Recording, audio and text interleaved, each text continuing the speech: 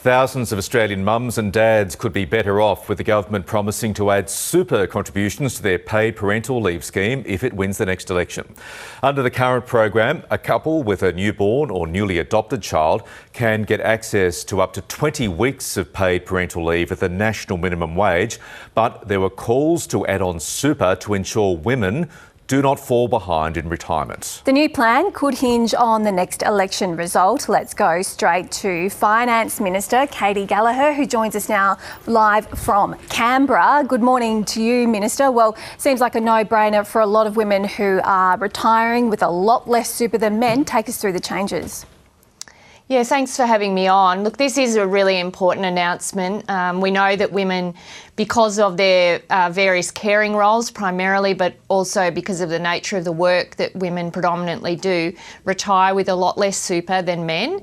And one of the issues that's existed for some time or forever has been that super isn't paid on paid parental leave, on the government's paid parental leave. Many employers do it, but on that scheme, we haven't paid superannuation. So when you take time out of the workforce to care for children, you don't get super going into your super account, and that contributes to the super pay gap. So this announcement, and look, it'll be funded in the budget, so it's not linked to the election, is about making sure that we're sending women a message that, one, we value the care that they provide for young children throughout their careers, and also that, you know, this will ensure that we're doing what we can to close that super gender pay gap. Yeah, look, I'm sure a lot of women this morning will be welcoming this announcement, but if you're planning to go on parental leave this year, it's not going to have a benefit for you. Why couldn't you have brought it in earlier?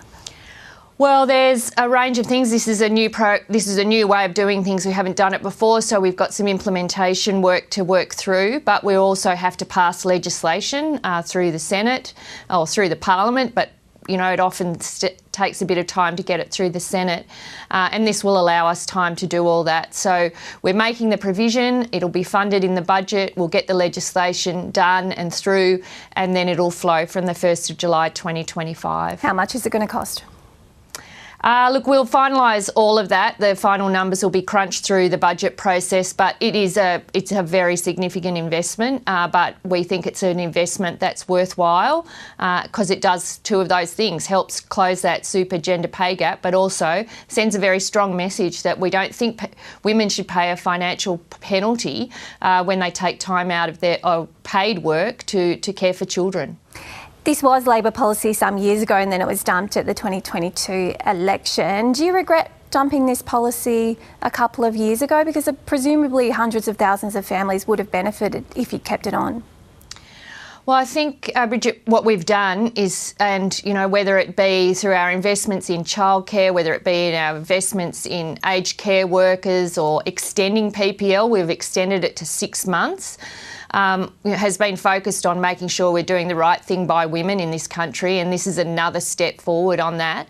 But we've had to find room in the budget for it. We've taken the difficult decisions, finding savings and not spending in other areas to make sure that we've got the room and that we can do it in a budget that, you know, in a responsible budget way.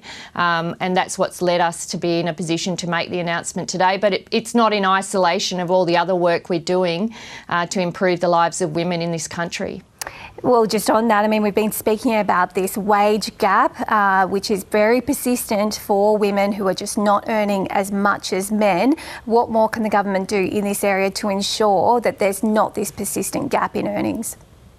Well, I think we're trying to pull every lever we can, whether it be our industrial relations changes and the work that we've asked the Fair Work Commission to consider gender as part of the work that they do, or it's, you know, supporting pay rises for the lowest paid caring industries like aged care. There's work underway with childcare. So we need to improve wages. We need to make sure that consideration's given to the nature of the work that women do.